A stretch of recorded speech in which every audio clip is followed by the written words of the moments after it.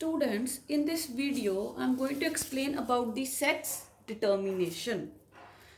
Now, what is sex determination? The establishment of sex through differential development in an individual at an early stage of life is called as sex determination. Sex determination ਬੇਟੇ ਜਿਹੜਾ ਹੈ ਇਹ ਕੀਤਾ ਜਾਂਦਾ ਹੈ because distinct chromosomes called sex chromosomes are present in the body. Now every organism has autosomes and the allosomes. Allosomes are the sex chromosomes, right? So these sex chromosomes, they are used to know the sex of the offspring. So this is called as sex determination.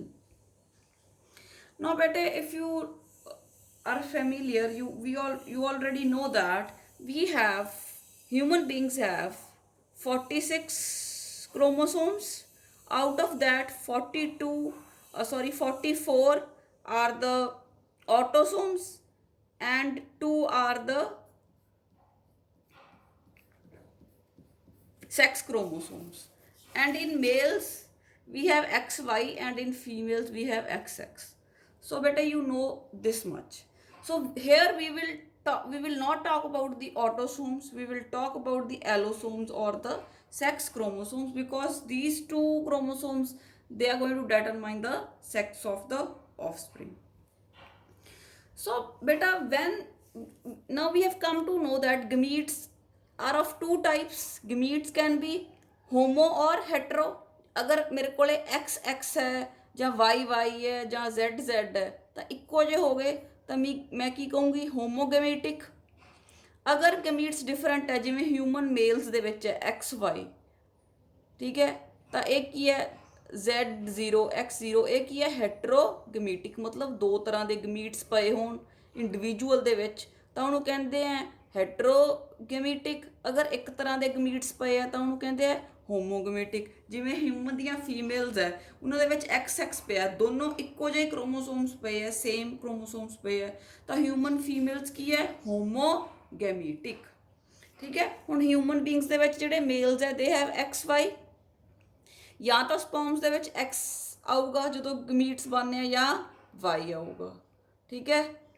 ਤਾਂ ਜਿਹੜਾ Y ਹੈ ਉਹ ਹਮੇਸ਼ਾ father ਕੋਲ ਹੁੰਦਾ, ਹਮੇਸ਼ਾ ਮੇਲ ਕੋਲ ਹੁੰਦਾ।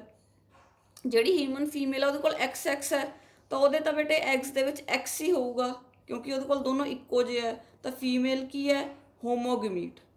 ਹੁਣ ਜਦੋਂ ਆਪਾਂ ਸੈਕਸ ਪਤਾ ਕਰਨਾ ਬੇਟੇ, ਜਿਹੜਾ ਫੀਮੇਲ ਆ ਉਹਦੇ ਕੋਲ ਤਾਂ ਬੇਟੇ X ਹੀ ਆਊਗਾ, ਕਿਉਂਕਿ ਉਹਦੇ ਕੋਲ ਦੋਨੋਂ X ਹੀ ਹੈ। ਹੁਣ ਫਾਦਰ ਡਿਸਾਈਡ ਕਰੂਗਾ ਕਿ ਫਾਦਰ ਦਾ X ਆਉਂਦਾ ਬੱਚੇ ਦੇ ਵਿੱਚ ਕਿ Y ਆਉਂਦਾ। ਤਾਂ ਜਿਹੜਾ ਹੈਟਰੋਗਮੀਟਿਕ ਹੁੰਦਾ ਬੇਟੇ, ਜਿਹਦੇ ਕੋਲ ਦੋ ਤਰ੍ਹਾਂ ਦੇ ਗਮੀਟਸ ਹੁੰਦੇ ਆ, ਜਿਹੜਾ ਇੰਡੀਵਿਜੂਅਲ ਹੈਟਰੋਗਮੀਟਿਕ ਹੈ ਉਹੀ ਬੱਚੇ ਦਾ ਸੈਕਸ ਡਿਸਾਈਡ ਕਰਦਾ, ਉਹੀ ਬੱਚੇ ਦਾ ਸੈਕਸ ਡਿਟਰਮਾਈਨ ਕਰਦਾ, because it produce two types of the gametes. ਜਿਹੜੀ ਫੀਮੇਲ ਸੀ ਉਹ ਹੋਮੋਗਮੀਟਿਕ ਸੀ, ਇੱਕੋ ਤਰ੍ਹਾਂ ਦੇ ਗਮੀਟਸ ਪੈਦਾ ਕਰ ਰਹੀ ਹੈ, so she can not determine the sex, right. ਤਾਂ ਇਹ ਚੀਜ਼ ਹਮੇਸ਼ਾ ਯਾਦ ਰੱਖਣੀ ਹੈ। ਆਪਾਂ डिफरेंट ऑर्गेनिज्म च स्टडी करनी है कि मेल्स डिसाइड करते हैं सैक्स के फीमेल्स।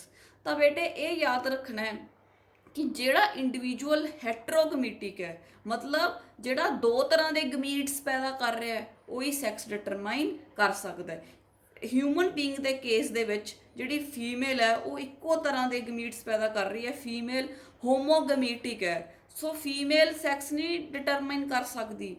ਜਿਹੜਾ ਮੇਲ ਹੈ ਉਹ ਦੋ ਤਰ੍ਹਾਂ ਦੇ ਗਮੀਟਸ ਪ੍ਰੋਡਿਊਸ ਕਰ ਰਿਹਾ, ਸੋ ਜਿਹੜਾ ਮੇਲ ਹੈ ਉਹੀ ਜਿਹੜੇ ਹੈਗੇ ਗਮੀਟਸ ਪ੍ਰੋਡਿਊਸ ਦੋ ਤਰ੍ਹਾਂ ਦੇ ਕਰਦਾ, ਤਾਂ ਉਹੀ ਜਿਹੜਾ ਹੈ ਸੈਕਸ ਡਿਟਰਮਾਈਨ ਕਰਦਾ। So heterogametic parent will determine the sex of the offspring. Now students, you must have seen this symbol and you must have seen this symbol. ਤਾਂ ਇਹ ਸਿੰਬਲਸ ਬੇਟੇ ਕੀ ਰਿਪਰੈਜ਼ੈਂਟ ਕਰਦੇ ਆ ਪੁਰਾਣੇ ਜ਼ਮਾਨੇ 'ਚ ਬੇਟੇ, ਠੀਕ ਹੈ। ਪੁਰਾਣੇ ਜ਼ਮਾਨੇ 'ਚ ਇਹ ਮੰਨਿਆ ਜਾਂਦਾ ਸੀ कि ਜਿਹੜਾ ਆ ਇਹ ਤੀਰ ਦਾ ਨਿਸ਼ਾਨ ਹੈ ਕਿ ਜਿਹੜੇ ਮੇਲਸ ਹੈ ਉਹ ਤੀਰ ਚਲਾਉਂਦੇ ਹੈ ਤਾਂ ਇਸ ਸਿੰਬਲ ਨੂੰ ਡੋਨੇਟ ਕਰਤਾ ਬਾਏ ਮੇਲਸ। ਤੇ ਇਹ ਮੰਨਿਆ ਜਾਂਦਾ ਸੀ ਕਿ ਜਿਹੜੀਆਂ ਲੇਡੀਜ਼ ਹੈ ਉਹ ਘਰ ਬਹਿ ਕੇ ਹੀ ਸ਼ੀਸ਼ਾ ਦੇਖ ਸਕਦੀਆਂ, ਠੀਕ ਹੈ। ਤਾਂ ਦੇਖੋ ਹੈਂਡ ਮਿਰਰ ਦਾ ਸਿੰਬਲ ਹੋ ਗਿਆ, ਤਾਂ ਇਹਨੂੰ ਡੋਨੇਟ ਕਰਨ ਲੱਗ ਗਏ ਫੀਮੇਲ। ਬੇਟੇ ਇਹ ਪੁਰਾਣੇ ਜ਼ਮਾਨੇ ਸੋਚਿਆ ਜਾਂਦਾ ਸੀ, ਅੱਜ ਕੱਲ੍ਹ ਇਹ ਨਹੀਂ ਹੈ, ਠੀਕ ਹੈ। ਜਿਹੜੀਆਂ ਫੀਮੇਲਸ ਆ ਉਹ ਵੀ ਤੀਰ ਚਲਾ ਸਕਦੀਆਂ ਤੇ ਜਿਹੜੇ ਮੇਲਸ ਆ ਉਹਨਾਂ ਨੂੰ ਵੀ ਸ਼ੀਸ਼ਾ ਦੇਖਣਾ ਪਸੰਦ ਹੋ ਸਕਦਾ। ਸੋ this is not my thinking, ਪਹਿਲਾਂ ਇਹ ਸੋਚਿਆ ਜਾਂਦਾ ਸੀ, ਇਸ ਕਰਕੇ ਇਹ ਜਿਹੜੇ ਸਿੰਬਲਸ ਹੈ ਇਹਨਾਂ ਨੂੰ ਇਸ ਤਰ੍ਹਾਂ ਨਾਲ ਡੋਨੇਟ ਕਰਤਾ। ਤਾਂ male is donated by this symbol and the female is donated by this symbol, right. ਤੇ ਫਿਰ ਬੇਟੇ ਜੇ ਤੁਹਾਨੂੰ ਕੋਈ ਕੁਐਸਚਨ ਇਸ ਤਰ੍ਹਾਂ ਦਾ ਪੁੱਛਿਆ ਜਾਂਦਾ ਹੈ ਕਿ ਬੱਚਾ ਲੜਕਾ ਪੈਦਾ ਹੁੰਦਾ ਹੈ ਜਾਂ ਲੜਕੀ ਪੈਦਾ ਹੁੰਦੀ ਹੈ, ਤਾਂ ਆਪਾਂ ਕਹਾਂਗੇ ਇਕੁਅਲ ਚਾਂਸਿਸ ਹੈ। ਕੁਦਰਤ ਨੇ 50-50 ਚਾਂਸਿਸ ਰੱਖੇ ਹੈ, ਠੀਕ ਹੈ। ਹਾਫ ਦਾ ਸਪਰਮਸ ਵਿਚ are formed have X chromosome, half the sperms which are formed have Y chromosome. So there are 50-50 chances of a girl or a boy child. So we have different types of sex determination. I have already told you in human beings we have XX and XY. Females को बेटे 44 autosomes plus 2 sex chromosomes. So females are homogametic. Males 44 autosomes plus X plus Y.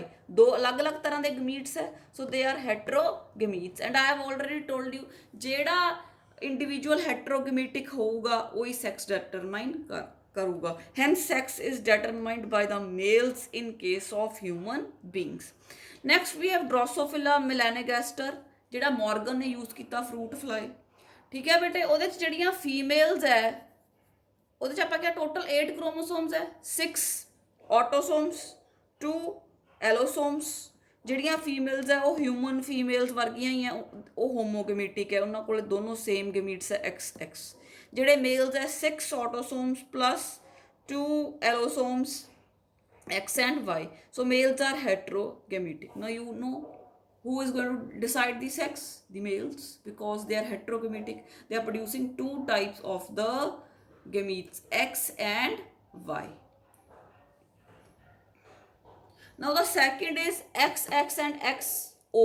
O means 0 in grasshopper and cockroach. ਹੁਣ ਬੇਟੇ this you will never forget, this is the symbol of female and this is the symbol of male. ਹੁਣ ਬੇਟੇ ਜਿਹੜੀ ਤਾਂ female ਹੁੰਦੀ ਹੈ ਉਹਦੇ ਕੋਲ ਤਾਂ 2 X ਹੁੰਦੇ ਆ ਬੇਟੇ, ਤੇ ਉਹਦੇ ਗਮੀਟਸ 'ਚ ਵੀ ਕੀ ਆ ਜਾਊਗਾ XX। ਤਾਂ ਫੀਮੇਲ ਕੀ ਹੈ ਹੋਮੋਗਮੀਟਿਕ, ਉਹਦੇ ਕੋਲੇ ਸੇਮ ਤਰ੍ਹਾਂ ਦੇ ਗਮੀਟਸ ਹੈ। ਜਿਹੜਾ ਬੇਟੇ ਮੇਲ ਹੁੰਦਾ ਨਾ ਉਹਦੇ ਕੋਲੇ ਇੱਕੋ ਹੀ X ਕ੍ਰੋਮੋਸੋਮਸ ਹੁੰਦਾ, ਇੱਕ ਹੁੰਦਾ ਹੀ ਨਹੀਂ ਗਮੀਟ, 0 ਆਪਾਂ ਲਿਖਦੇ ਹਾਂ ਤਾਂ ਹੀ, it is having only 1 X। ਤਾਂ ਫੀਮੇਲ ਕੋਲ ਤਾਂ 2 ਇੱਕੋ ਜਿਹੇ X ਹੈ, ਤਾਂ ਉਹਨੂੰ ਕੀ ਕਿਹਾ ਹੋਮੋਗਮੀਟਿਕ। ਜਿਹੜਾ ਮੇਲ ਹੈ ਉਹਦੇ ਕੋਲ ਇੱਕੋ ਹੀ ਹੈ, ਠੀਕ ਹੈ, ਤਾਂ ਉਹਨੂੰ ਆਪਾਂ ਉਹ ਕੀ ਹੋ ਗਿਆ ਹੈਟਰੋਗਮੀਟਿਕ, ਇੱਕ 0 ਹੈ ਇੱਕ X ਹੈ, ਤਾਂ ਉਹ ਕੀ ਹੋ ਗਿਆ heterogametic. Now who is going to decide the sex? The male, because the male is the heterogametic, right?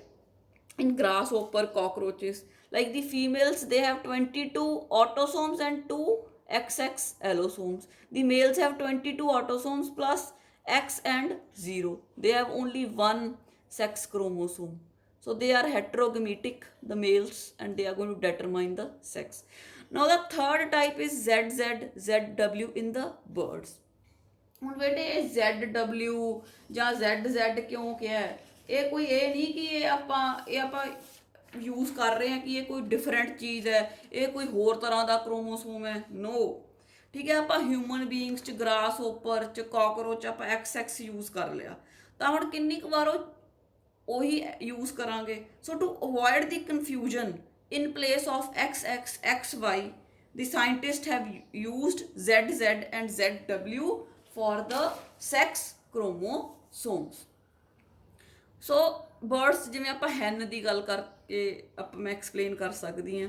ਹੁਣ ਜਿਹਦੇ ਕੋਲੇ ZZ ਹੈ ਉਹ ਮਤਲਬ ਹੋਮੋਗਮੀਟਿਕ ਹੈ, ਜਿਹਦੇ ਕੋਲੇ ZW ਹੈ ਉਹ ਹੈਟਰੋਗਮੀਟਿਕ ਹੈ। ਤਾਂ ਸੈਕਸ ਕੌਣ ਡਿਸਾਈਡ ਕਰੂਗਾ? ਜਿਹੜਾ ਹੈਟਰੋਗਮੀਟਿਕ ਹੁੰਦਾ, ਮੀਨਸ ਜਿਹੜਾ ZW ਹੈ। ਤਾਂ ਬਰਡਸ ਦੇ ਕੇਸ ਦੇ ਵਿੱਚ ਬੇਟੇ ਜਿਹੜੀ ਫੀਮੇਲ ਹੁੰਦੀ ਹੈ ਜਿਹੜੀ ਮਤਲਬ ਹੈਨ ਦੀ ਗੱਲ ਕਰੀਏ ਆਪਾਂ, ਹੈਨ ਕੋਲੇ ਬੇਟੇ 76 ਆਟੋਸੋਮਸ ਹੁੰਦੇ ਆ ਤੇ 2 ਸੈਕਸ ਕ੍ਰੋਮੋਸੋਮਸ ਹੁੰਦੇ ਆ। ਜਿਹੜਾ ਮੇਲ ਹੈ ਉਹਦੇ ਕੋਲੇ ਸੇਮ ਸੈਕਸ ਕ੍ਰੋਮੋਸੋਮਸ ਹੁੰਦੇ ਆ ਜ਼ੈਡ ਜ਼ੈਡ। ਜਿਹੜੀ ਫੀਮੇਲ ਹੈ ਉਹਦੇ ਕੋਲੇ 76 ਤਾਂ ਹੋ ਗਏ ਆਟੋਸੋਮਸ ਪਲੱਸ ਜ਼ੈਡ ਡਬਲਿਊ। ਠੀਕ ਹੈ, ਤਾਂ ਜਿਹੜੀ ਫੀਮੇਲ ਹੈ ਉਹ 2 ਟਾਈਪਸ ਦੇ ਗਮੀਟਸ ਪੈਦਾ ਕਰ ਰਹੀ ਹੈ ਇੱਥੇ, Z and W.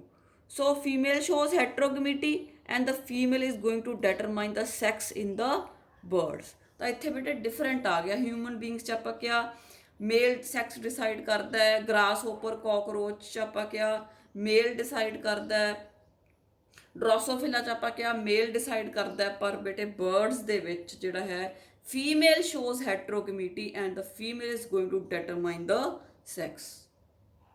Now students we have the fourth ਜਿਹੜਾ ਹੈ that is the haploid diploid mechanism of sex determination।